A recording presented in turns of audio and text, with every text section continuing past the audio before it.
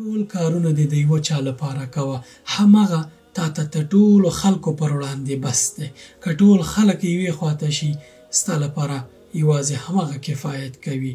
ټول تشویشونه دې راټول کړه، ټولې ستونزې دې راټولې کړه، یوې مرجع ته ترې شکایت کوه، یوه چا ته ترې شکایت کوه. خبردار هغه مرجع یوازې الله پاک زما او ستاسو د زړونو خالق الله عز وجل دی. السلام علیکم.